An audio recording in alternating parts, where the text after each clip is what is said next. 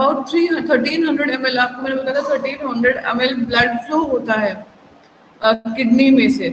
तो that is not for the metabolic requirement of the kidneys, that is for the excretion purpose, and which is 26% of the cardiac output. मतलब 1 minute में kidney में से 1300 ml blood flow करता है, and this is for the blood cleansing function, for excretory function, not for metabolic requirement of the kidney.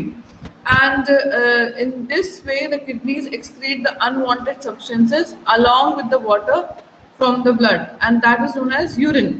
जो भी kidneys excrete करती है, जो भी अनवांटेड एक्सक्रीटरी मटेरियल्स हैं जो यूजफुल नहीं है बॉडी को, उनके साथ साथ वाटर भी एक्सक्रीट होता है बॉडी में से, and that is known as urine which is excreted from the kidneys. And normal urinary output is 1 to 1.5 liters per day. ठीक है. This is now how the urine is formed, the process of urine formation. So the when the blood passes through the glomerular capillaries, the plasma is filtered, which is first step of urine formation, that is glomerular filtration. ठीक है. तो जैसे ही blood, मैंने आपको structure बताया, अगर आपको याद हो कि ग्लोमेरुलस होता है, जो वो टफ्ट ऑफ कैपिलरीज होती है जो कि एम्बेडेड होती है एक कप लाइक ओपनिंग में, रीनल ट्यूब्यूल की जो अपवर्ड कप लाइक ओपनिंग होती है उसमें एम्बेडेड होती है, उसको कहते हैं बोमेन्स कैप्सूल. तो जब ब्लड ग्लोमेरुलर कैपिलरीज से पास करता है तो वहाँ पे प्लाज्मा और ब्लड सेल्स को छोड़ के हर चीज़ फिल्टर हो जाती है. वो एक तरह से सीव की तरह, छन्नी की तरह काम करती है. वो जो आपको मैंने आपको बताया कि फिल्ट्रेशन मेम्ब्रेन होती है, वो एक सीव की तरह काम करती है और उसमें से सारी चीज़ें फिल्टर होकर वुमेन्स कैप्सूल में आ जाती हैं. वुमेन्स कैप्सूल ही आपकी रीनल ट्यूब्यूल बनाती है. तो वुमेन्स कैप्सूल में वो सारी चीज़ें आ जाती है, उसको कहते हैं filtrate. So this is the first process of urine formation, that is glomerular filtration, that occurs in the glomerulus. Glomerulus के through सारा filtration होता है. तो this is the first process, that is glomerular filtration. Now when this filtrate passes through the tubular portion of the nephron, then it undergoes various changes in both quantity and quality. जब ये मतलब obviously women's capsule में filtrate आ गया, उसके बाद वो आगे बढ़ेगा तो वो उसमें बहुत सारे चेंजेस आते हैं जो कि क्वांटिटी और क्वालिटेटिव दोनों चेंजेस होते हैं, and that is responsible for further processes, that is tubular reabsorption and tubular secretion. मतलब जो भी चीज़ें, जो प्रोटीन्स के अलावा सारी चीज़ें चली गई, तो आपके आयंस भी फिल्ट्रेट में चले गए. वो आयंस बॉडी के लिए यूजफुल हैं. तो जो ट्यूब्यूल्स है, रीनल ट्यूब्यूल्स हैं जो आपको पढ़ाया है, प्रॉक्सिमल ट्यूब्यूल, लूकोफेनलिन, everything, they tend to reabsorb these nutrients and they passes into the peritubular capillaries. और जो अभी भी पेरिट्यूबुलर कैपिलरीज में अनवांटेड मटेरियल्स प्रेजेंट है, वो फिर से एक्सक्रीट कर दिए जाते हैं, सिक्रीट कर दिए जाते हैं into the renal tubule, and that is known as tubular secretion. So substances like glucose, amino acids and water, electrolytes, all these are reabsorbed, and some of the unwanted substances are again secreted back into the renal tubule from peritubular capillaries. ठीक है. So you can see here in this diagram, this is the Bowman's capsule. The blue one is the Bowman's capsule, and these are the glomerular capillaries. ये afferent arteriole है, ये efferent arteriole है, glomerular capillaries है. यहाँ पे blood आया, ये filtration membrane है जहाँ से blood filter होगा. तो प्लाज्मा और ब्लड सेल्स को छोड़ के सारी चीजें फिल्टर होकर वुमेन्स कैप्सूल में आ जाएंगी और फिर वो पास करेंगे through the renal tubular system. तो यहाँ पे ये फिल्ट्रेशन हो गया, that is the first process. फिर जब वो सारा फिल्ट्रेट यहाँ से जाएगा तो जो भी एसेंशियल कंपाउंड्स हैं, कंपोनेंट्स हैं जो कि फिल्ट्रेट में प्रेजेंट हैं, वो फिर से ये पेरिट्यूबुलर, जो इफरेंट आर्टेरियोल है, पेरिट्यूबुलर कैपिलरीज बना रही है, इसमें रीअब्सॉर्ब हो जाएंगे और बॉडी में यूटिलाइज होंगे. और जो भी सब्सटेंस इसमें बचे हुए हैं अभी, जो कि वेस्ट प्रोडक्ट्स हैं, वो फिर से रीनल ट्यूब्यूल में सिक्रीट कर दिए जाएंगे और इसको कहते हैं tubular secretion from peritubular capillaries into the renal tubule, and they will be secreted out with the urine in form of urine from the urethra. So this is how, these are the three processes that are there for the formation or for the process of urine formation. So these three processes, they work together. So glomerulus is responsible for glomerular filtration, and reabsorption and secretion are the function of tubular portion of the nephron. ये दोनों portion, ये दोनों functions जो है वो tubular portion along with peritubular capillaries ऐसे होता है. So what is urinary excretion? Urinary excretion is filtration minus reabsorption plus secretion. मतलब जो भी फिल्टर हो गया, जितना भी फिल्ट्रेशन था वो सारा एक्सक्रीट हमको नहीं करना होता है. So urinary formation begins with the large amount of fluid, जो कि मतलब बहुत सारी चीज़ें, आप सोचिए सिर्फ प्लाज्मा और ब्लड सेल को छोड़ के हर चीज़ यहाँ पे फिल्टर होती है. तो it begins with a large amount of fluid free from protein is filtered from the glomerular capillaries into the woman's capsule. ठीक है. एंड बिकॉज अभी हम पढ़ेंगे कि क्या साइज और उसके कारण क्यों प्रोटीन्स फिल्टर नहीं हो पाते हैं. ठीक है. And then this is known as glomerular filtration. तो उसके अलावा लार्ज अमाउंट, मतलब जितना भी था, तो बेसिकली जो फिल्ट्रेट बना है, बेसिकली वो filtrate is similar to the plasma except for the protein and blood cells. उसमें सिर्फ वही चीज़ें नहीं है, बाकी जितना भी कंटेंट होता है वो सारा चीज़ें इसमें फिल्टर हो जाती है. तो everything is present in Bowman's capsule, but everything can not be excreted out of the body. So the filter fluid then passes through the tubule. Again मैं आपको वही चीज़ समझाने की कोशिश कर रही हूँ इस डायग्राम के साथ, कि वो ट्यूब्यूल के साथ फ्लो करता है. And then it is either reabsorbed, that is passes from the renal tubule into the peritubular capillaries. उसको reabsorption हो गया, अगर वो ब्लड में चला गया तो वो दोबारा यूज होगा. Otherwise it is secreted back into the renal tubules. जो भी चीजें इसमें प्रेजेंट है कैपिलरीज में जो नहीं चाहिए वो वापस से renal tubule में secrete कर दी जाती हैं, और then it is excreted out of the body. This is known as excretion. So these are the three processes that makes the fluid suitable for the excretion of the excretion from the body. तो जो भी filtrate आया, ठीक है, जो भी filtrate बना, जो भी चीज़ें आई, उसमें से कुछ चीज़ें हट गई और वापस से रीअब्जॉर्ब हो गई. ठीक है. तो वो चीज़ें अब एक्सक्रीशन के टाइम पे नहीं होंगी, तो that means filtrate minus reabsorption. ठीक है. तो वो चीज़ें हट गई. जो चीज़ें थी, सपोज इसमें आपका सोडियम आयन था, अमाइनो एसिड थे, ग्लूकोज थे, उसको आप एक्सक्रीट नहीं कर सकते, तो उसको आपको रीअब्जॉर्ब करना था. तो वो चीज़ें अब फिल्ट्रेट में से हट गई और वापस से ब्लड में चली गई, सिस्टमिक सर्कुलेशन में चली गई. और जो चीज़ें सिस्टमिक सर्कुलेशन में थी, जो यहाँ पे नहीं थी, उनको वापस से और सिक्रीट करना है, एक्सक्रीट करना है, तो यहाँ पे सिक्रीशन, तो वो फिल्ट्रेट में ऐड हो गई.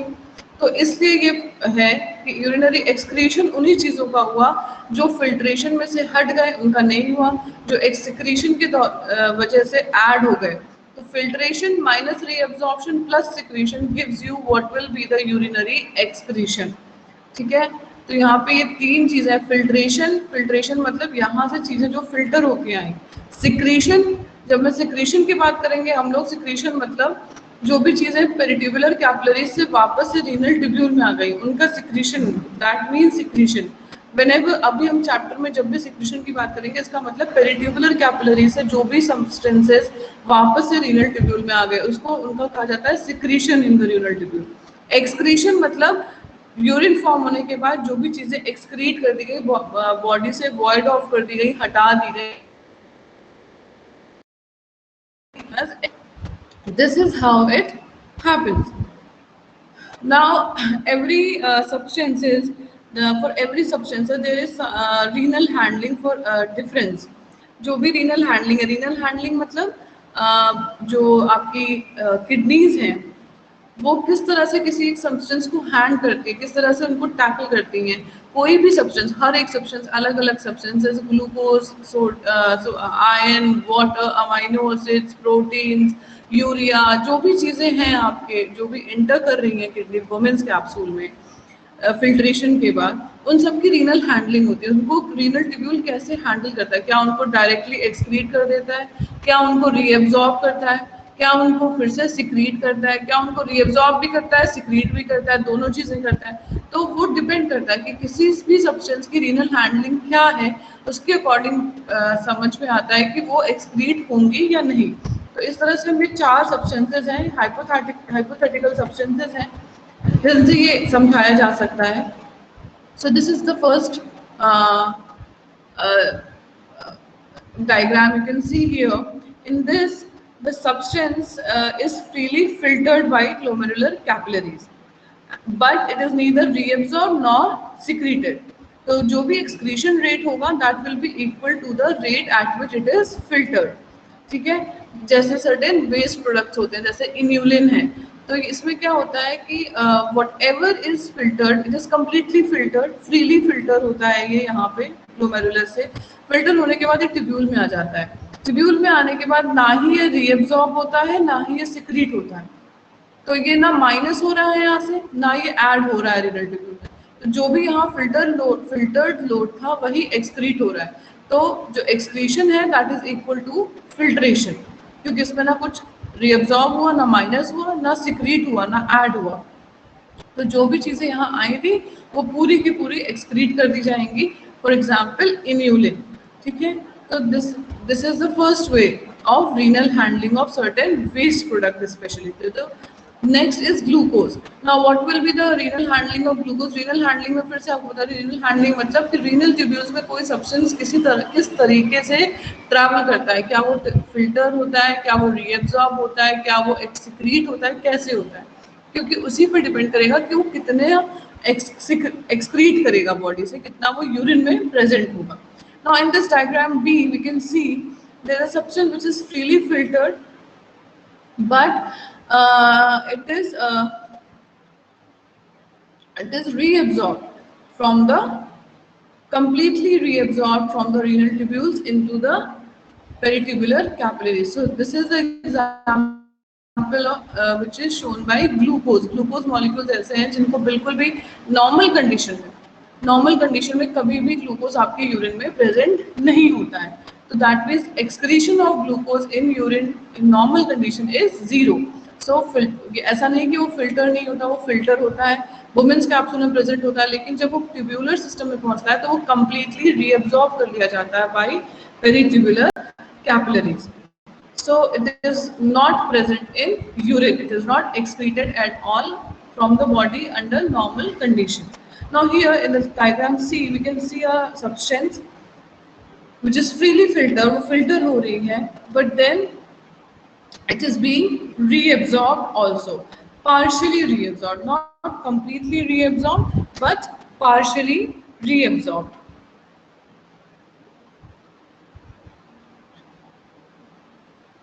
So this is this is shown by urea.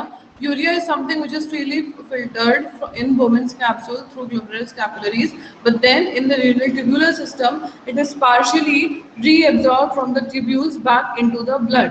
So therefore, the rate of urinary excretion is less than the rate of filtration. जो भी filter होके आया है, obviously अगर reabsorb हो गया यहाँ से कुछ वापस पेरिट्यूबुलर कैपिलरीज में चला गया तो ऑब्वियसली बात है कि यहाँ से माइनस हो गया है कुछ। अगर 100 मॉलिक्यूल्स आए थे, फॉर एग्जांपल 100 मॉलिक्यूल्स आए थे और 50 मॉलिक्यूल अगर 50 या कह लीजिए 40 मॉलिक्यूल रीएब्जॉर्ब हो गए, मतलब वो वापस से पेरिट्यूबुलर कैपिलरीज में चले गए, तो इसमें बचे सिर्फ 60 मॉलिक्यूल्स। तो वो 60 ही मॉलिक्यूल्स यहाँ पे एक्सक्रीट होंगे। तो 100 मॉलिक्यूल्स फिल्टर हुए थे, 60 मॉलिक्यूल्स एक्सक्रीट हुए, मतलब excretion is less than filtration. That mean इसीलिए यहाँ पे बताया गया था कि एक्सक्रीशन में फिल्ट्रेशन माइनस रीअब्जॉर्प्शन, क्योंकि अगर कोई चीज़ रीअब्जॉर्ब हो गई तो वो बॉडी से वेस्ट की तरह नहीं निकल रही, वो फिर से यूटिलाइज होगी। तो that is why this is the shown by urea. So whatever substance is filtered, some of it is reabsorbed by the peritubular capillaries for utilization in the body. Now in the last diagram, the D diagram, we can see there's a substance which is freely filtered in glomerular capillaries and is not reabsorbed at all. But addition to the filtered load, some of it is also secreted from the peritubular capillaries back into the renal tubules. ठीक है? And this is the pattern often showed by organic acids and bases. मतलब certain organic acids और basis होते हैं जो कि body में बिल्कुल भी यूज नहीं होने होते हैं. सो इसमें क्या होता है, जो भी फिल्टर्ड लोड आता है, जो भी यहाँ पे फिल्ट्रेशन हुआ, उसके अलावा ऐसा तो नहीं होता कि पूरा का पूरा फिल्टर हो गया, जितना भी उसमें है वो सब सारा अमाउंट एक बार में फिल्टर हो जाएगा, ऐसा नहीं होता. और वो कॉन्टिन्यूसली जो भी वेस्ट प्रोडक्ट्स हैं वो कॉन्टिन्यूसली फॉर्म भी होते रहते हैं, तो वो पेरिट्यूबुलर कैपिलरीज में प्रेजेंट होते हैं. तो रीएब्जॉर्प्शन इनका नहीं होता because they are not used at all. Rather additional filtration load जो था उसके अलावा additional quantity is secreted back from peritubular capillaries into the renal tubule. ये जो है पेरिट्यूबुलर कैपिलरीज से वापस से रीनल ट्यूब्यूल में सिक्रीट कर दिए जाते हैं. तो इसमें क्या हुआ, अगर मान लीजिए 100 मॉलिक्यूल्स फिल्टर हुए थे, 30 मॉलिक्यूल्स और सिक्रीट कर दिए पेरिट्यूबुलर कैपिलरीज से और भी दे दिया रीनल ट्यूब्यूल में, तो अब टोटल कितने मॉलिक्यूल्स होंगे जो एक्सक्रीट किए जाएंगे, वो होंगे 130. सो this is how these organic acids and bases, they are rapidly this secretion of renal secretion of certain substances, these substances, they this allows them to be rapidly cleared out from the blood and excreted in large amount in the urine. तो कभी भी अगर ऐसे organic acids अभी होते हैं ये allow करता है कि ये रैपिडली क्लियर हो जाए. अब ये ए और डी में यही डिफरेंस आया. ए और डी में क्या डिफरेंस आया, ये भी इन्यूलिन भी बेस्ड प्रोडक्ट था, लेकिन इसको जितना फिल्ट्रेशन हुआ उतना ही निकला, इसका सिक्रीशन और नहीं हुआ, एडिशनली और सिक्रीट नहीं किया गया. लेकिन ये जो प्रोडक्ट्स हैं, ये प्रोडक्ट्स को किडनी एडिशनली और सिक्रीट करती है, सो दैट मोर और मोर substances can be excreted out as soon as possible. जितनी जल्दी और जितना ज़्यादा सब्सटेंस यूरिन में से के थ्रू निकल जाए. इसलिए kidneys they play very important, they are major one of the major organs. तो इसीलिए कभी भी कोई पॉइजनिंग होती है तो कुछ होता है तो this kidneys are main site of concern. So because they are the one that is purifying your blood from that toxic substances. उनको ये है कि ये टॉक्सिक सब्सटेंस है तो इसको जल्दी निकालो, इसको ज़्यादा से ज़्यादा निकालो. So they can do whatever is required for the body for making it more clear, for clearing the plasma from all the toxics and waste substances. So in this way the excretion is more than the filtration load, because excretion here is now filtration plus secretion. अब यहाँ पे आप देख सकते हैं filtration plus secretion. तो इसलिए जो टोटल आपका हो गया ये आपको जो मैंने सबसे पहले बताया, टोटल जो हो गया total urinary excretion is always filtration minus reabsorption plus secretion. तो टोटल अगर फिल्ट्रेशन में टोटल आए थे आपके 1000 मॉलिक्यूल्स, जिसमें से सपोजिटली 300 मॉलिक्यूल्स रीअब्जॉर्ब हो गए, तो 1000 माइनस 300 क्योंकि वो रीअब्जॉर्ब हो चुके हैं, प्लस 100 और सिक्रीट कर दिए रीनल ट्यूब्यूल्स में, तो वो प्लस हो जाएंगे क्योंकि वो एडिशनली सिक्रीट हुए हैं रीनल ट्यूब्यूल्स में. So that will give you 1000 minus 300 plus 100, that means 800 molecules are to be excreted out of the body. I hope this is clear to all of you. So these are the processes, 3 processes, that is glomerular filtration, tubular reabsorption and tubular secretion, that function in a coordinated manner. ये तीनों coordinated manner में काम करते हैं. ऐसा नहीं है कि एक से काम चल जाता है, तीनों coordinated manner में काम करते हैं, and then finally the urine is excreted out of the body. Now आपको मैंने सबसे पहले ये बताया कि large amount of fluid is filtered from glomerular capillaries. Now why is it so that such a large amount of solutes are filtered and then they are again reabsorbed by the kidneys? ऐसा क्यों होता है कि इतना large amount सारा का सारा fluid पहले फिल्टर कर देती है किडनी, उसके बाद उसको दोबारा से रीअब्सॉर्ब करती है, दोबारा से सारा चीजें सिक्रीशन करती है. सो this is because high GFR. These are because of the 2 things. First advantage is that due to high glomerular filtration, the kidneys rapidly remove the waste products from the body. So सबसे पहले जो हमने पढ़ा वही बात कि इसके कारण ही सारा वेस्ट प्रोडक्ट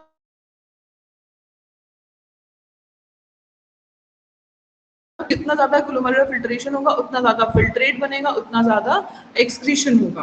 तो high GFR is required for effective removal of your waste products from the body. Not only this, but also it controls the volume and composition of the body fluids. ठीक है। और जो total plasma volume है वो होती है 3 litres. Body की total plasma volume होती है 3 litres.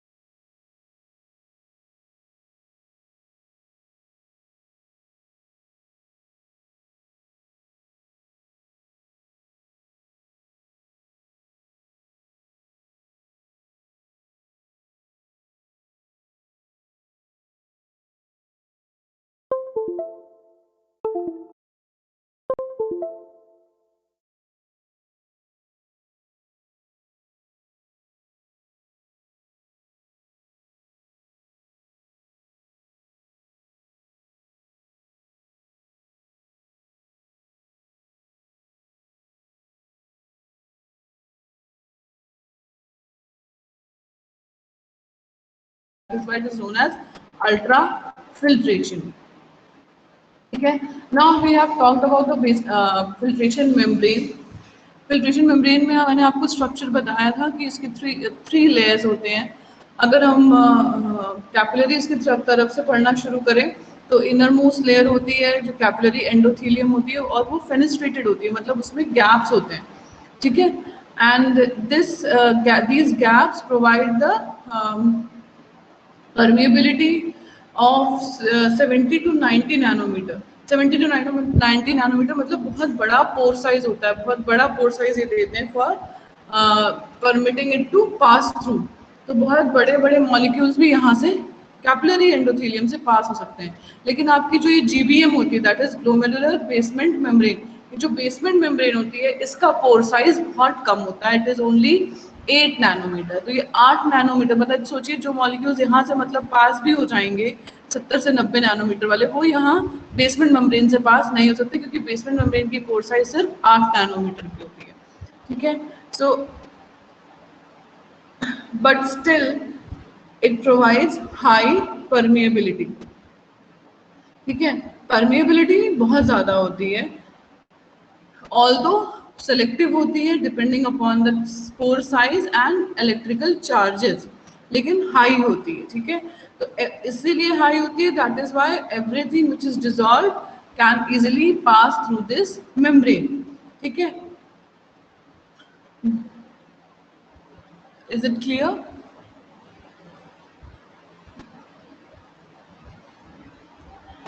Fine. Then due to this high permeability, again I am telling you the ultrafiltrate is formed. Okay, but along with high permeability, although there is everything is getting filtered, but still the permeability is selective.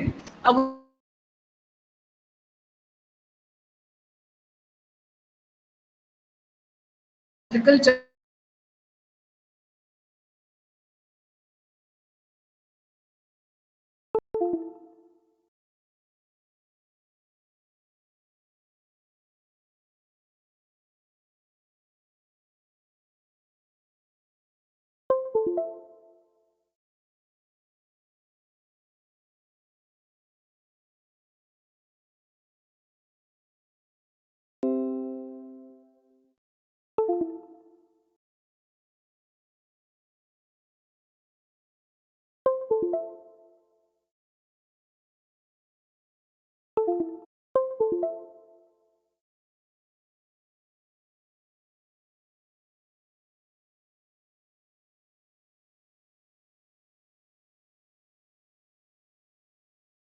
Metre मतलब जितना ज्यादा diameter ज्यादा होगा उतना filtration कम होता जाएगा along with electrical charges on that, वो भी हम पढ़ेंगे. तो 4 to 8 नैनोमीटर में थोड़ी कॉम्प्लेक्सिटी होती है, लेकिन जो 4 नैनोमीटर से कम होते हैं that can easily filter through the basement membrane. Those molecules which have size more than 8 nanometer cannot be filtered at all. They are not filtered at all 8 nanometer से ज़्यादा वाले, क्योंकि बेसमेंट मेम्ब्रेन को पास नहीं करती. Now if we talk about the size between 4 to 8 nanometer, they are inversely proportional to their diameter and their electrical charge. Now what happens is first thing, the basement membrane जो होती है वो glycoprotein से बनी होती है. This basement membrane has certain glycoproteins which are known as sialoprotein, SIALO, sialoproteins. And these sialoproteins are a type of glycoprotein. They are negatively charged. अब जब कोई चीज पास करेगी, अगर वो नेगेटिवली चार्ज होगी तो they will repel each other, तो उसका filtration will become much more difficult. But if they are neutral in charge, or if they are cationic in charge, positively charged, so that they can easily pass through this membrane. So because of the negative charge of this basement membrane, the electrical charge on the molecules to be filtered decides the permeability of those molecules. So you can see in this diagram, same अगर हम आपका size लेते हैं, ठीक है, same size, एक hypothetical अगर हम सब्सटेंस लेते हैं, उसका सेम साइज लेते हैं और उसको नेगेटिव, पॉजिटिव और न्यूट्रल चार्जेस के साथ ना डेक्स्ट्रान कहते हैं। डेक्स्ट्रान जो है एक मेड अप मॉलिक्यूल है, कार्बोहाइड्रेट मॉलिक्यूल है, जो कि तीनों चार्जेस के साथ बनाया जा सकता है। तो अगर हम उसको लेते हैं और उसकी हम परमेबिलिटी टेस्ट करते हैं, तो सेम साइज का मॉलिक्यूल अगर नेगेटिवली चार्ज है तो उसकी परमेबिलिटी कम होती है। This is, you can see here, which is 0.6, and if has same molecule is neutrally charge और positively charge, they have very high permeability, and this is for each and every molecular radius. कितना भी molecular radius हो, अगर वो anionic है तो उसका pass होना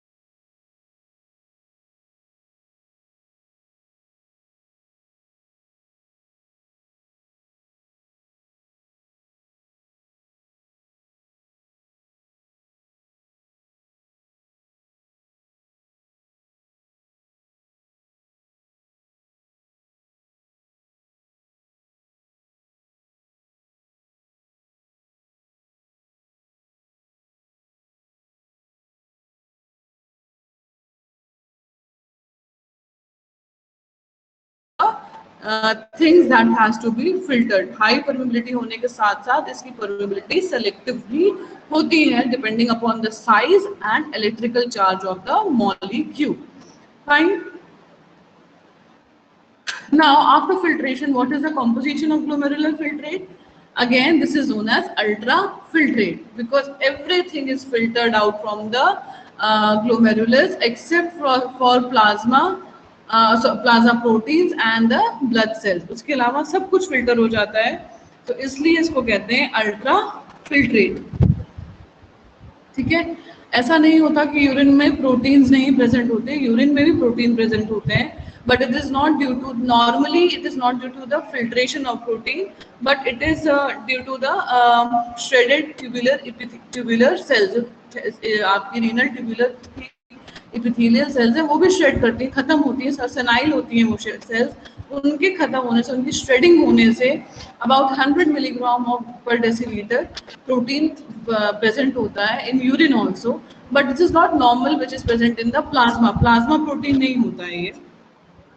ठीक है मैम, आपने बताया था ना ग्लूकोज फिल्टर नहीं होती है, वो एब्जॉर्ब हो जाती है। फिल्टर होती है, फिल्टर होने के बाद एब्जॉर्ब होती है। हाँ मैम, रीएब्जॉर्ब हो जाती है ना, तो वो यूरिन में नहीं आएंगे ना मैम? नहीं, यूरिन में नहीं आएगा, बताया तो था, नॉर्मली यूरिन में नहीं आएगा, अंडर नॉर्मल कंडीशन नहीं आएगा। Okay ma'am. So there will be, okay fine, हाँ, filtration। तो proteins are not normal. Protein present होते हैं अगर, तो in case of certain disease condition like albuminuria और प्रोटीनयूरिया कहते हैं, जब प्रोटीन्स प्रेजेंट होते हैं यूरिन में, तो कहते हैं प्रोटीनयूरिया। स्पेशली जब एल्ब्यूमिन प्रेजेंट होता है तो कहते हैं एल्ब्यूमिनयूरिया। एल्ब्यूमिन ऑल्दो उसका जो डायमीटर होता है वो 7 नैनोमीटर होता है, लेकिन वो फिल्टर बिल्कुल नहीं होता क्योंकि एल्ब्यूमिन इज नेगेटिवली चार्ज, तो it is not at all filtered under normal condition due to the filtration membrane. ठीक है। सो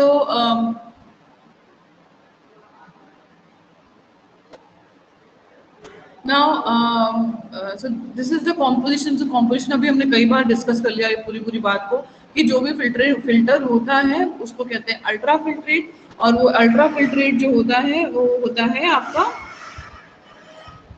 everything in the plasma except for plasma proteins and cells. Now how is this tested? ये कैसे पता चला या कैसे test किया गया? It is tested by micropuncture technique. Micropuncture technique is nothing but in some experimental animals, a micropipette is inserted in the Bowman's capsule.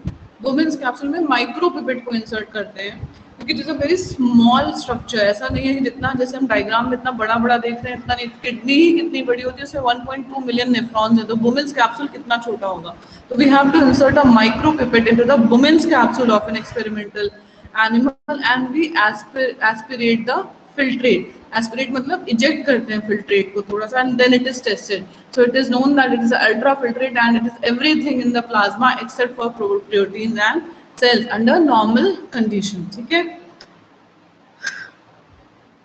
Now the next thing, very important thing, is dynamics of filtration.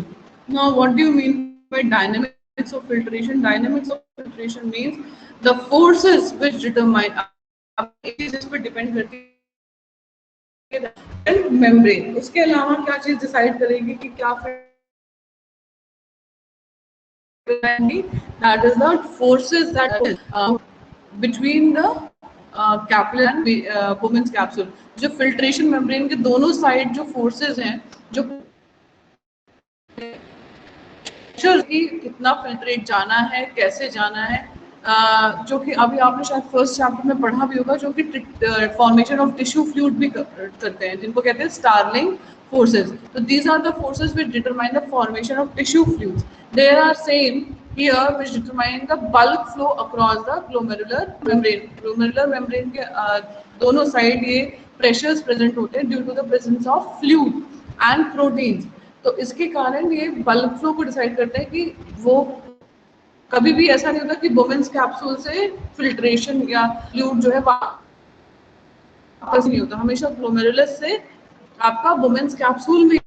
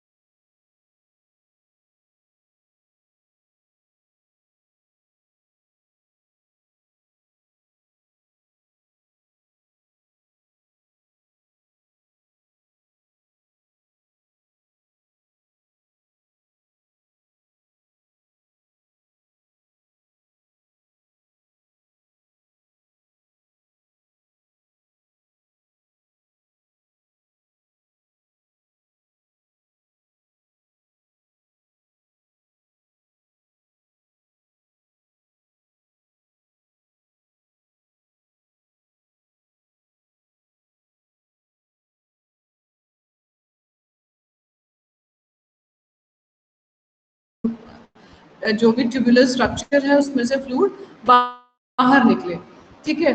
तो that is hydrostatic pressure of glomerulus. Similar hydrostatic pressure is also present in Bowman's capsule and this pressure is exerted by the filtrate. तो capillaries में वो blood के कारण होता है और Bowman's capsule में वो फिल्ट्रेट, जो फिल्ट्रेट यहाँ आ रहा है वही फिल्ट्रेट यहाँ पे प्रेशर डालता है कि ये Bowman's कैप्सूल से वापस से अंदर चला जाए, मतलब वापस ग्लोमेरुलस में चला जाए. तो ये जो फिल्ट्रेशन मेम्ब्रेन है इसके दोनों साइड ये प्रेशर्स काम करते हैं, ठीक है. अगर आप एक छोटा पोर्शन ले फिल्ट्रेशन मेम्ब्रेन का, देन यू इमेजिन कि एक साइड जहाँ पे आपकी कैपिलरीज है वहाँ पे ये प्रेशर डाल रहा है कि वहाँ से ब्लड जो है बाहर निकल जाए कैपिलरीज से इनटू द Bowman's स्पेस, और दूसरी साइड पे जहाँ Bowman's स्पेस है वहाँ से जो फिल्ट्रेट पहुंचा है वही फिल्ट्रेट ये प्रेशर डाल रहा है कि फिल्ट्रेट वापस से कैपिलरीज में चला जाए. तो दोनों ऑपोजिंग फोर्स हैं. तो जो Bowman's कैप्सूल का हाइड्रोस्टैटिक प्रेशर है that is a negative pressure, क्योंकि वो वापस जाने के लिए प्रेशर डाल रहा है, ना कि फिल्ट्रेट बनाने के लिए. जो आपका ग्लोमेरुलस का कैपिलरी प्रेशर है या हाइड्रोस्टैटिक प्रेशर है वो पॉजिटिव प्रेशर है क्योंकि वो फिल्ट्रेट बनाने के लिए प्रेशर डाल रहा है, ठीक है। So these two are hydrostatic pressures that are acting in opposite direction. Both are hydrostatic pressure. One is of glomerulus and one is of Bowman's capsule, and these two are acting in two different directions. Okay. Now, if we talk about the other two type of forces, that is oncotic pressures. Now oncotic pressure मतलब pressure due to the protein content, ठीक है। अब हमको ये पता है कि protein जो है, प्रोटीन कंटेंट वो बोमेंस में तो आता नहीं है, ठीक है। जो ऑन्कोटिक प्रेशर होता है वो उसी जो ट्यूब है, जो ट्यूबुलर स्ट्रक्चर है, उसमें से फ्लूइड को बाहर जाने से रोकता है, ठीक है। तो हाइड्रोस्टैटिक प्रेशर जिस भी ट्यूब में, मान लो एक ट्यूब है, ए ट्यूब है, उसमें एक फ्लूइड है, तो जो उसका हाइड्रोस्टैटिक प्रेशर होगा, जो उसका वाटर कंटेंट होगा, वो प्रेशर डालेगा कि फ्लूइड पाइप के बाहर चला जाए। जो उसका प्रोटीन कंटेंट है उस ट्यूब का, वो उसके ऊपर प्रेशर डालेगा कि वो फ्लूइड बाहर ना जाए, वो फ्लूइड को अंदर रोकने की कोशिश करेगा, ठीक है। तो ऑन्कोटिक प्रेशर भी दोनों जगह काम करता है। जो ऑन्कोटिक प्रेशर आपका ग्लोमेरुलस में काम करता है, वो फ्लूइड को रोकने की कोशिश करेगा कि वो फिल्टर ना हो, वो अपनी कैपिलरीज में ही रहे। Again this is a negative pressure then, and the oncotic pressure of Bowman's capsule will act positively, क्योंकि वो कोशिश करेगा कि फ्लूइड और ही आए यहाँ पे, वो अपना फ्लूइड फिल्ट्रेट जो है वो उसको रिटेन करने की कोशिश करेगा। तो that will be a positive pressure for filtration. Is it clear? अगर समझ में आ रहा है तो बताओ, नहीं तो फिर मैं दोबारा समझाऊं उसको, because it is very confusing. समझ आ रहा है?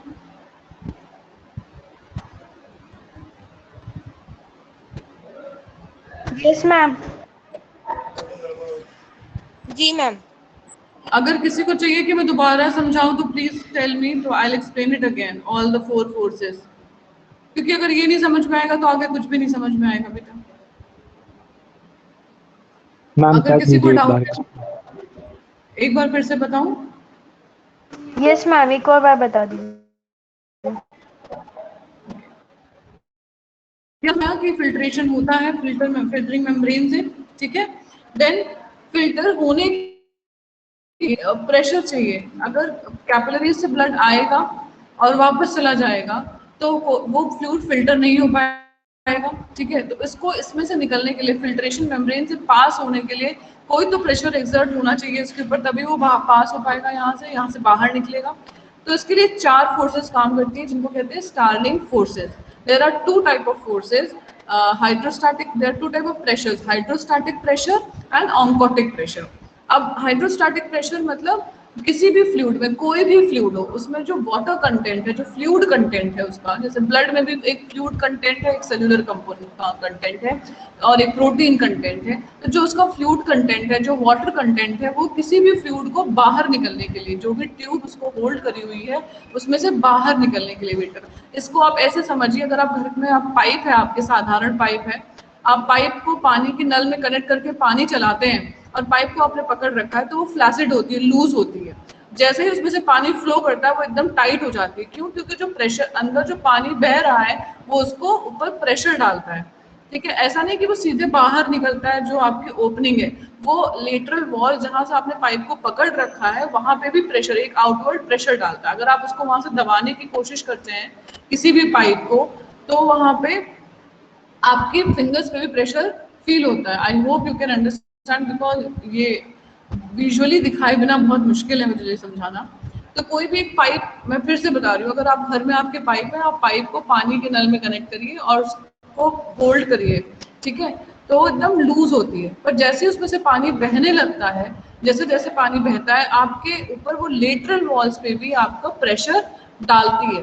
आपने सीबीएस में भी पढ़ा होगा, ब्लड प्रेशर की डेफिनेशन है कि जो ब्लड है वो lateral pressure on the blood vessels apply करता है, and that is known as blood pressure, ठीक है। तो जो लेटरल प्रेशर है, मतलब ब्लड एक परपेंडिकुलर प्रेशर, वो फ्लो कर रहा है हॉरिजॉन्टली इन द वेसल्स, लेकिन परपेंडिकुलर वो अपने जो वॉल्स हैं वेसल्स के, उनके ऊपर एक प्रेशर एक्सर्ट करता है, and that pressure is due to the hydrostatic pressure of the blood.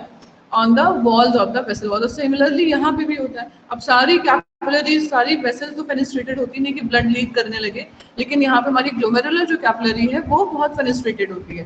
तो वो इसलिए होती है क्योंकि यहाँ से फिल्ट्रेशन हो. तो जो ब्लड है वो सिमिलर प्रेशर एक्सर्ट करेगा, that is the hydrostatic pressure of the blood, so that the fluid can move out of the capillaries. लेकिन जो उसकी प्रोटीन्स हैं, ब्लड में जो प्रोटीन्स हैं, वो इस आउटवर्ड फोर्स को रोकते हैं कि नहीं बाहर नहीं जाना है फ्लूइड को अंदर. They stop the outward flow rather than they oppose it. ठीक है, तो वो the oncotic pressure acts in a way to hold the fluid in within the vessels. जो oncotic pressure है वो fluid को hold करता है कि नहीं इसको vessels के अंदर ही रहना है, capillaries के अंदर ही रहना है, इसको बाहर move नहीं करना है. So these two forces, the glomerular hydrostatic pressure and glomerular oncotic pressure, they act in opposite direction. ये बाहर जाने के लिए काम करता है हाइड्रोस्टैटिक प्रेशर ग्लोमेरुलस का, और ये अंदर रोकने का काम करता है. ठीक है, तो अगर ये सिर्फ बाहर जाने का काम होता तो जितना भी प्रेशर अप्लाई होता वो उससे जो भी फिल्ट्रेशन है वो तुरंत यहाँ से ग्लोमेरुलस से वापस से बोमेन्स में आ जाता. लेकिन due to the oncotic pressure of glomerulus वो निगेटिव हो जाता है. तो जितना प्रेशर यहाँ पे हाइड्रोस्टैटिक प्रेशर है माइनस जितना ऑन्कोटिक प्रेशर रोक रहा है वो नेट प्रेशर हो गया, जिससे जो फ्लूइड है कैपिलरीज का वो बाहर मूव करेगा. ठीक है, अब ये तो बात हो गई ग्लोमेरुलर कैपिलरीज की. अब हम बात करते हैं बोमेन्स कैप्सूल की. बोमेन्स कैप्सूल दोनों फोर्सेस काम करेंगे क्योंकि उसमें भी फिल्ट्रेट है, उसमें भी फ्लूइड है. तो जो फिल्ट्रेट है उसके कारण अगेन हाइड्रोस्टैटिक प्रेशर अप्लाई होगा. अब ये हाइड्रोस्टैटिक प्रेशर क्या करेगा, वो क्योंकि वो बोमेन्स कैप्सूल का हाइड्रोस्टैटिक प्रेशर है तो वो कोशिश करेगा कि जो फ्लूइड है बोमेन्स कैप्सूल में, जो फिल्ट्रेट है, वो वापस से कैपिलरीज में चला जाए, बोमेन्स कैप्सूल में ना रहे, वो बाहर जाए, वो अपने वेसल से या अपने ट्यूब्यूल से बाहर निकलने की कोशिश करेगा. तो इस कोशिश में ये ऑपोजिट डायरेक्शन में फोर्स लगाएगा. अब ये डायरेक्शन जो hydrostatic pressure of Bowman's capsule है, ये डायरेक्शन अपोजिट होगी हाइड्रोस्टैटिक प्रेशर ऑफ ग्लोमेरुलस की. ठीक है, तो अभी लेकिन हमारे लिए जो फेवरेबल कंडीशन है वो क्या है कि फिल्ट्रेट बनाने के लिए हमें क्या चाहिए, that pressure should be more from capillaries to Bowman's capsule. We need it, that is the way we can, मतलब that is the only way in which the filtrate will be formed. Filtrate तभी बनेगा जब glomerular capillary से जो pressure exert हो रहा है वो ज्यादा होगा, तभी फ्लूइड कैपिलरीज से मूव करके कैप्सूल में आएगा. अगर कैप्सूल का प्रेशर ज्यादा हो गया तो फ्लूइड यहाँ आएगा ही नहीं, वो उसको रोकेगा और वापस से इसमें चला जाएगा. पर ऐसा करने से फिल्ट्रेट नहीं बनेगा. तो what we need that this hydrostatic pressure of glomerulus should be more than both oncotic pressure of glomerulus and hydrostatic pressure of women's capsule, because these are the two forces that are acting in opposite direction, which does not support the formation of filtrate. ये filtrate formation को help नहीं करते हैं, इसलिए ये दोनों forces negate होने चाहिए. ये दोनों forces इतने छोटे होने चाहिए compared to this pressure. ठीक है, not talking about the last pressure that is oncotic pressure of Bowman's capsule. अगर ऑन्कोटिक प्रेशर होता वुमेन्स कैप्सूल में तो वो इसको फ्लूइड को होल्ड करने की कोशिश करता है. लेकिन होता क्या है कि हमें पता है कि वुमेन्स कैप्सूल में प्रोटीन जाता ही नहीं है, फिल्ट्रेट में कोई प्रोटीन नहीं होता, तो उसके ऊपर ऑन्कोटिक प्रेशर हो ही नहीं सकता. So the oncotic pressure of Bowman's capsule is 0. ठीक है, तो now these three pressures, they act in a way that always this hydrostatic pressure of glomerulus is more than oncotic pressure of glomerulus and hydrostatic pressure of women's capsule. So these two negative pressures are less than this positive pressure, and this gives us the net filtration pressure, जिसके कारण filtration होता है. So these are 4 Starling's forces. ठीक है, and they decide the net filtration pressure, and this is known as Starling's hypothesis, that is the net filtration pressure. मतलब जो pressure है, जो जिस प्रेशर से फिल्ट्रेट फॉर्म होगा, जिस प्रेशर से ग्लोमेरुलर कैपिलरीज से फ्लूइड बाहर निकल के वुमेन्स कैप्सूल में आएगा, that net filtration pressure through the capillary membrane or filtration membrane is directly proportional to the hydrostatic pressure difference across the membrane minus oncotic pressure difference. मतलब directly सारे उससे directly proportional होता है लेकिन जो आपका हाइड्रोस्टैटिक प्रेशर ऑफ ग्लोमेरुलस है that is a positive pressure, ठीक है, this is a positive pressure. Oncotic pressure of women's capsule is also positive. It is the thing that it is zero. वो अलग बात है, अदरवाइज ये भी positive pressure होता है क्योंकि वो वुमेन्स में फ्लूइड को होल्ड करने की कोशिश करता. And these two pressure, the Bowman's capsule का हाइड्रोस्टैटिक प्रेशर और ग्लोमेरुलस का oncotic pressure, these two forces are negative forces. तो नेट फिल्ट्रेशन प्रेशर हो जाएगा इन दोनों को ऐड करना और इन दोनों को माइनस करना, ठीक है.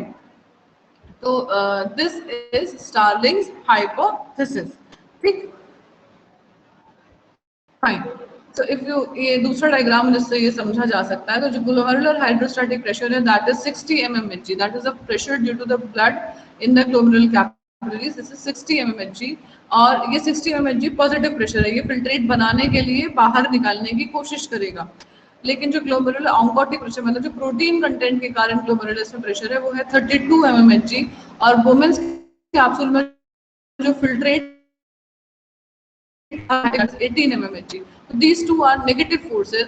अगर हम इनको ऐड कर दें, this become 20 mmHg and this is 60 mmHg, sorry 40 mmHg and 60 mmHg. So the net filtration pressure is 10 mmHg. So 32 plus 18 is 50 mmHg and 60 is the hydrostatic pressure of glomerulus. This gives net filtration pressure is 10 mmHg. इसका मतलब है कि इस pressure से filtrate form होता है, इस pressure से, ये नेट प्रेशर है जिस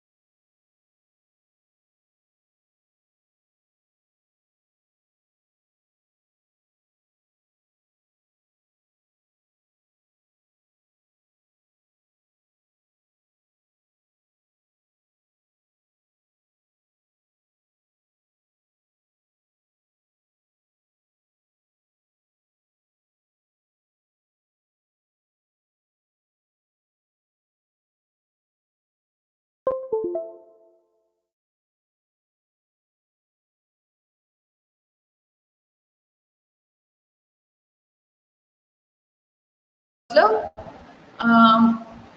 रीनल जो भी रीनल ब्लड फ्लो है यहाँ से ये एफरेंट आर्टीरियोल में क्या आ रहा है, आपका रीनल ब्लड आ रहा है, ठीक है। ब्लड जो किडनीज में आए वो रीनल ब्लड है, प्लाज्मा जो किडनीज में है वो रीनल प्लाज्मा है।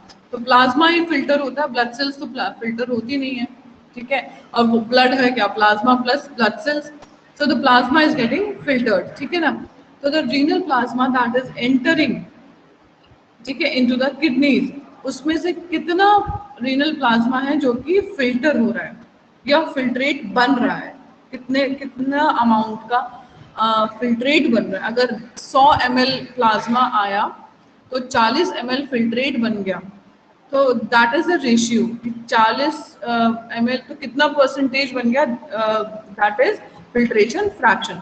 समझ में आ रहा है। अगर 100 ml रीनल ब्लड, जो कि होता नहीं है, I am just giving an example, if 100 ml of renal plasma in entering into the kidneys, out of which 40 ml is forming the filtrate बना रहा है वो, मतलब पूरा 100 ml फिल्टर होने के बाद 40 ml फिल्ट्रेट बन गया, तो वो जो रेशियो है उसको अगर हम परसेंटेज में कर लिखते हैं, that is your filtration fraction, मतलब उतना फ्रैक्शन फिल्टर हुआ। समझ में आया, this is what it shows. So it is express, सीधा सीधा परसेंटेज का जो कैलकुलेशन होता है वही है।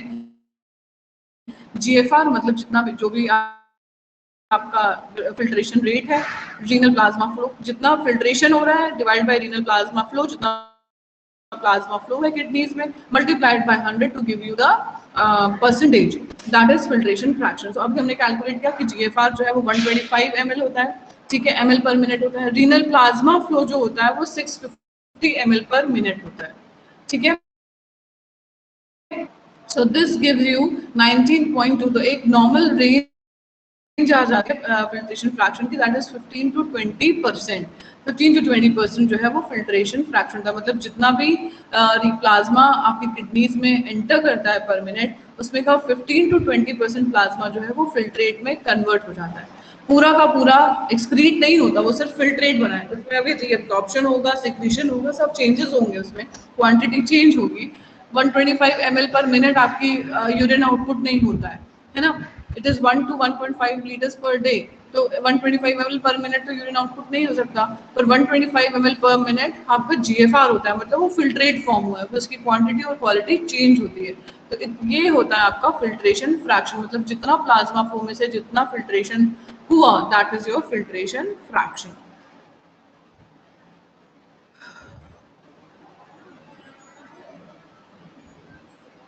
Now the last topic for today, that is the factors regulating the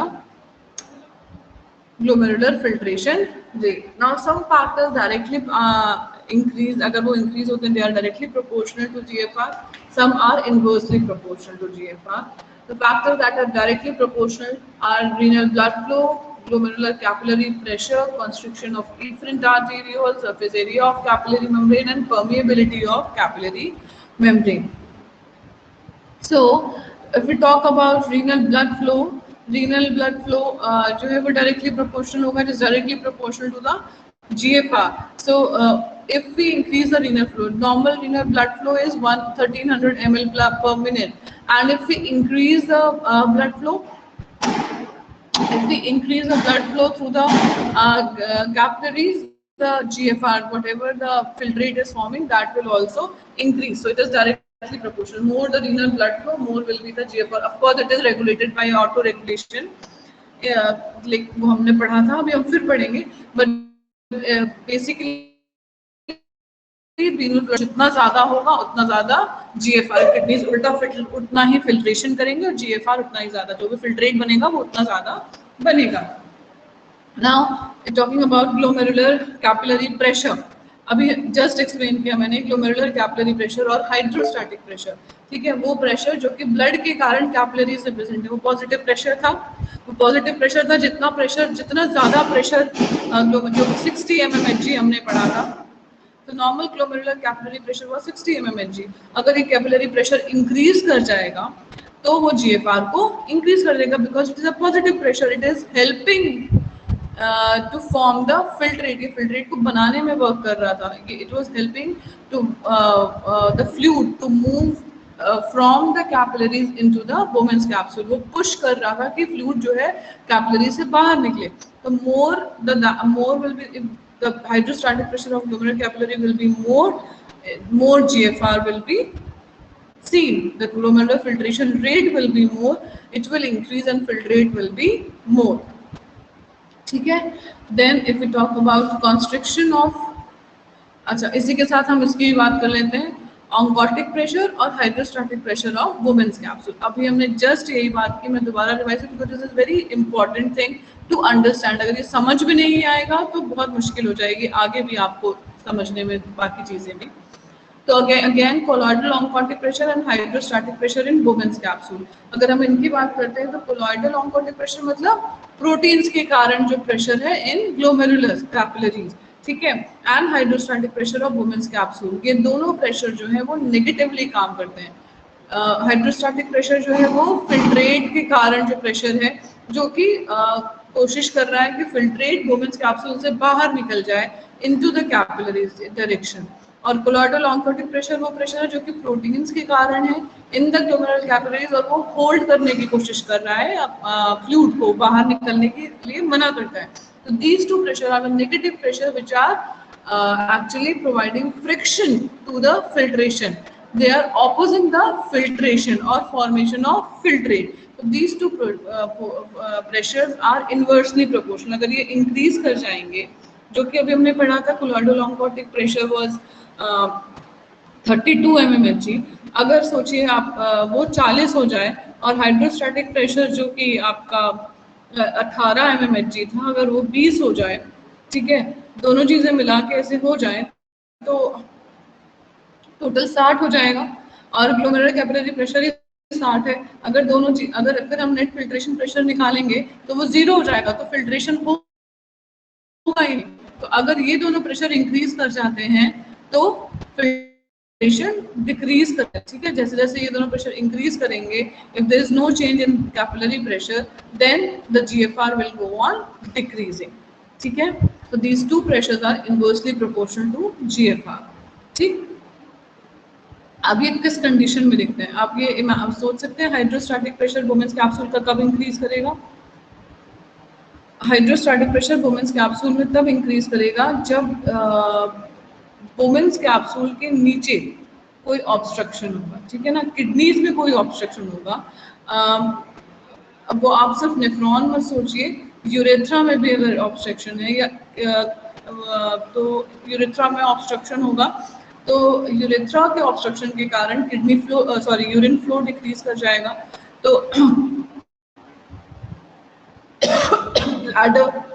bladder और यूरेटर सब फिल रहेंगे तो उनका प्रेशर इंक्रीज करेगा, उसमें प्रेशर इंक्रीज करेगा तो कॉन्सिक्वेटिवली आपके नेफ्रॉन्स में, ट्यूबुलर सिस्टम में और फिर फाइनली वुमेन्स कैप्सूल में भी प्रेशर इंक्रीज करेगा उनका हाइड्रोस्टैटिक, क्योंकि उसमें फ्लूइड होल्ड हो रहा है, ठीक है, फ्लूइड होल्ड हो रहा है तो उसी के कारण वो प्रेशर है, तो वुमेन्स कैप्सूल का भी प्रेशर इंक्रीज कर जाएगा और उसके कारण हाइड्रोस्टैटिक प्रेशर वुमेन्स कैप्सूल का इंक्रीज कर जाएगा और जीएफआर डिक्रीज कर जाएगा। तो if there is a obstruction of urethra और if there is a edema in the kidney beneath the renal capsule तो आउटर मोस्ट कवरिंग थी, ठीक है ना। उसके बाद कॉर्टेक्स आता है, कॉर्टेक्स में आपका वुमेन्स कैप्सूल होता है। तो रीनल कैप्सूल के नीचे कहीं पे भी अगर एडिमा है किडनी में, स्वेलिंग है किडनी में, जिसके कारण आपका hydrostatic pressure of Bowman's capsule can increase, that will lead to decrease GFR, ठीक है।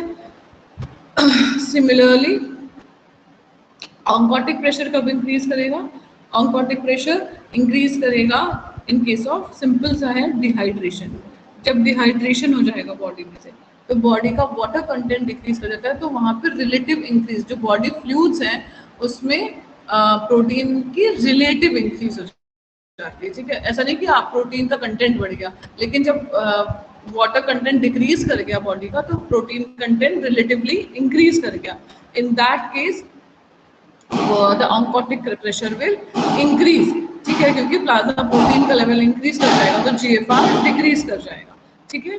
So this is how it affects these two affects the GFR. Fine. Then next is constriction of afferent and efferent arteriole, ये मैंने आपको last class में बताया था कि efferent arteriole का अगर कॉन्स्ट्रिक्शन होगा तो ब्लड फ्लो रिड्यूस कर जाएगा, ठीक है। अगर वो आपको याद हो मैंने डायग्राम्स बना के दिखाया था, लीनियर डायग्राम, तो वो उसमें ब्लड फ्लो डिक्रीज कर जाएगा, तो ब्लड फ्लो डिक्रीज करने से सीधे सीधे GFR डिक्रीज कर जाएगा। Then if we talk about constriction of efferent arteriole, constriction of efferent arteriole से क्या होगा, मैंने आपको बताया था कि इफरेंट आर्टीरियल कॉन्स्ट्रिक्शन होगा तो जितना ब्लड आ रहा है फिर वो स्टैग्नेंट हो जाएगा इन ग्लोमेरुलर कैपिलरीज, और due to that stagnation initially GFR will increase, लेकिन जैसे जैसे सब्सटेंस फिल्टर होते चले जाएंगे तो after certain time efferent arteriole का constriction will prevent outflow of the blood and no fresh blood will enter and the ठीक है, समझ मतलब अगर इस कॉन्स्ट्रिक्शन होता है तो इनिशियल तो GFR बहुत इंक्रीज करेगा क्योंकि ब्लड उसमें स्टैग्नेट हो रहा है, रुक रहा है, जितनी देर रुका रहेगा उतनी देर फिल्ट्रेशन ज़्यादा होगा, लेकिन क्योंकि आउटफ्लो डिक्रीज कर जाएगा तो आफ्टर सर्टेन टाइम ज़्यादा से ज़्यादा ब्लड रुकने लगेगा, आउटफ्लो डिक्रीज कर जाएगा तो ज़्यादा फ्रेश ब्लड उसमें एंटर नहीं कर पाएगा, इसलिए फिल्ट्रेशन धीरे धीरे डिक्रीज कर जाएगा। बट जो इनिशियल इफेक्ट है वो डायरेक्टली प्रोपोर्शनल होता है, मतलब constriction of efferent arteriole immediately जो इफेक्ट होता है for about 10 to 20 minutes it is increase in GFR, ठीक है, तो ये होता है। Then if we talk about sympathetic stimulation, very interesting, sympathetic stimulation, sympathetic supply दोनों को होती है, एफरेंट को भी इफरेंट आर्टेरियोल को भी, तो दोनों का माइल्ड टू मॉडरेट स्टिमुलेशन में तो ज़्यादा फर्क नहीं पड़ता, ठीक है, क्योंकि रीनल ब्लड फ्लो अपने आप को रेगुलेट करके रखता है, उस हिसाब से हमने पढ़ा है, ये मायोजेनिक रेगुलेशन होता है, ठीक है। तो लेकिन जब सीवियर सिंपैथेटिक स्टिमुलेशन होता है तो ब्लड वेसल में रिलीज नॉर एड्रेनलिन जो होगा, उसके नॉर एड्रेनलिन के इफेक्ट के अंदर there will be constriction of arterioles, ठीक है, constriction of arterioles, both efferent arteriole and afferent arteriole, and initially there will be a increase, जो भी efferent का effect है वही होगा, there will be in the GFR initial increase होगा क्योंकि efferent arteriole का constriction हो रहा है, stagnation हो जाएगा and everything, so initial there will be increase of GFR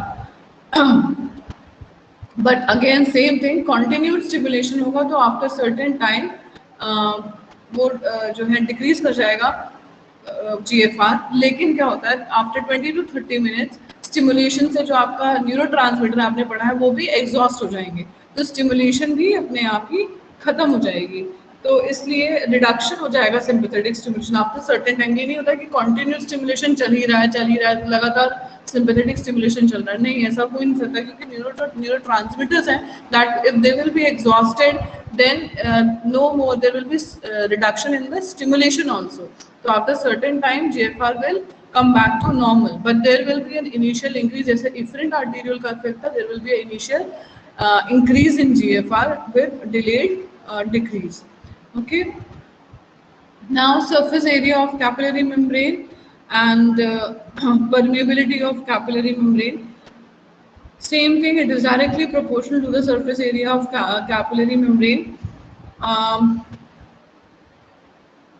अगर कैपिलरी मेम्ब्रेन कुछ जैसे कुछ डिजीजेज होती है इसमें कैपिलरी मेम्ब्रेन जो फिल्ट्रेशन एरिया होता है, सरफेस एरिया फॉर फिल्ट्रेशन है, वो ही डिक्रीज कर जाता है, तो वहाँ पे decrease surface area of filtration decrease कर जाएगा तो GFR डिक्रीज कर जाएगी, अगर सरफेस एरिया जितना है नॉर्मल रहेगा तो फिर वो GFR नॉर्मल रहेगी, अगर सर्टेन में उसमें फिल्ट्रेशन नहीं हो पाता है देन ऑब्वियसली जब फिल्ट्रेशन मेम्ब्रेन ही डिस्ट्रक्ट हो गई है तो फिल्ट्रेशन नहीं हो पाएगा, तो more the surface area for filtration membrane more will be the GFR. Similarly permeability, again more the permeability of glomerular capillaries more will be the GFR. Certain conditions, सब कुछ conditions होती है जैसे hypoxia होती है, that is lack of blood supply होती है, कुछ toxic agents के अंदर जो permeability होती है वो capillaries की वो increase कर जाती है, ठीक है, हाइपोक्सिया के अंदर जो परमेबिलिटी है वो इंक्रीज कर जाती है, and that is not a good thing, because increase permeability के कारण प्लाज्मा प्रोटीन भी यूरिन में आने लगते हैं। तो that is malfunctioning of kidneys, तो दैट इज नॉट करेक्ट कि प्लाज्मा प्रोटीन जब ब्लड सेल्स एंटर करें आपकी यूरिन में, so the permeability, more the permeability, more will be GFR, but after a certain limit, if permeability is increasing, that will be harmful for the body. Okay. Now contraction of glomerular mesenglial cells, ये मैंने आपको बताया था कि जो mesenglial cells होती हैं, glomerular और extra glomerular होती है, तो glomerular mesenglial cells है वो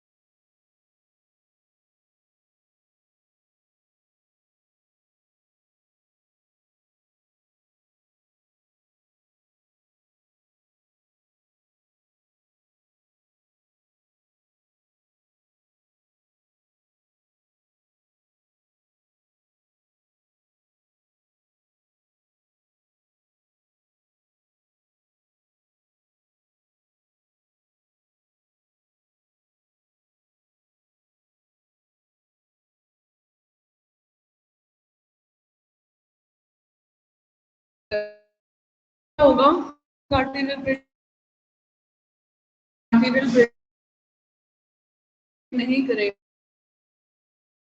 flow and overall pressure that is 62 200 mmHg। इतने चेंजेस होने के बाद भी ये जो आपका GFR या रीनल ब्लड फ्लो है वो चेंज नहीं होता है। तो systemic beyond that it will be affected, but in this range it is a very wide range, it will not affect the renal plasma flow and renal blood flow. I'll talk again about tubuloglomerular feedback. यही maintain करता है आपका renal blood flow और GFR during pressure changes, and this also shows that concentration of sodium chloride also changes the GFR।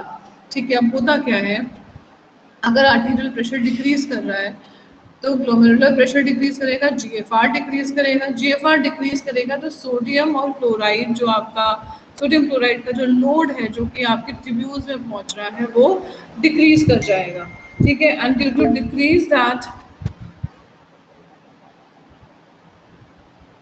due to decrease in this sodium chloride load in macular densa cell, ये macular densa cell कहाँ थी आपकी, macular densa cell थी आपकी ascending limb of loop of Henle की जो ascending thick ascending limb थी उसमें थी। तो वो डिटेक्ट करिए, वो डिटेक्ट करके इसको बताएगा, वो डिटेक्ट करके बताएगा आपको GG सेल्स को। GG सेल क्या करेंगे, रेनिन रिलीज करेंगे, रेनिन जो है एंजियोटेंसिन 2 बनेगा, ये मैं आपको पूरा पढ़ा चुका हूँ। With all that changes it will decrease the effect and it will increase the glomerular filtration and filtration. ठीक है, जिसके कारण सोडियम लोड वापस से बराबर हो जाएगा। This was the condition when there will be decreased sodium load. Now what will happen if there is an increased sodium load? जब GFR increase कर जाएगा, GFR इंक्रीज कर जाएगा तो सोडियम क्लोराइड का लोड इंक्रीज कर जाएगा, and when that will happen again that will be detected by increase load, भी मैक्यूलर डेंसा सेल डिटेक्ट कर लेगी, और जब ये इंक्रीज सेल डिटेक्ट कर लेगी macular densa cell, then these macular densa cell will release adenosine from adenosine triphosphate, ATP को break करके वहां से एडिनोसिन रिलीज करेंगे, and this adenosine will cause the constriction of afferent arterioles.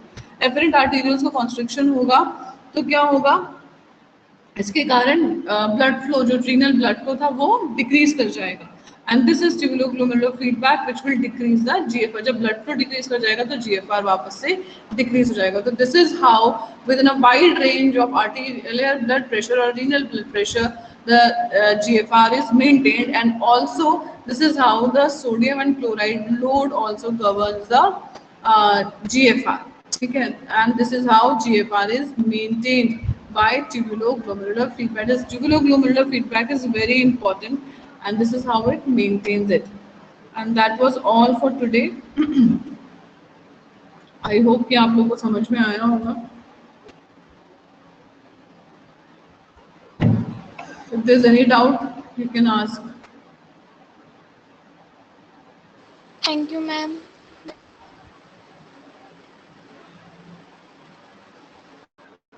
Okay, fine. Then we will start with in next class we will talk about